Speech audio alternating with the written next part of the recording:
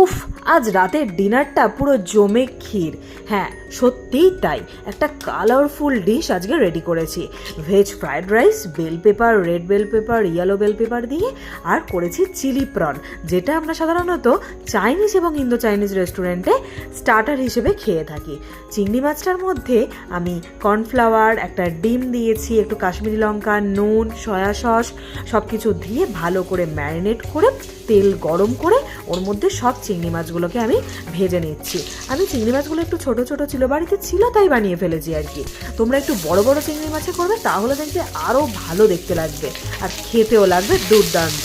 আর এদিকে আমি কড়ার মধ্যে তেল আবার গরম করে ওর মধ্যে পেঁয়াজ কেটে দিয়েছি, red bell pepper, yellow bell pepper, green bell pepper, আর তার সাথে একটা সস রেডি করে নিয়েছিলাম, যার মধ্যে green chilli sauce, red chilli sauce, soya sauce, একটু টমেটো সস, সব কিছু দিয়ে আমি ভালো করে এটা রান্না করে নিলাম। লাস্টে দিয়ে দিলাম একটু কর্নফ্লাওয়ার গোলা, সেটাকে ভালো করে আবার নেড়ে ঘেটে দিয়ে দিলাম ভেজে রাখা চিংড়ি মাছ। ব্যাস, আমার একদম রেডি হয়ে গেছে চিলি প্রন। আর ওদিকে আমার ভেজ ফ্রাইড রাইসটাও রেডি হয়ে গেছে। কি দারুণ দেখতে লাগছে না, লাল হলুদ সব কিছু দিয়ে মেশানো, একেবারে দারুণ হয়েছিল।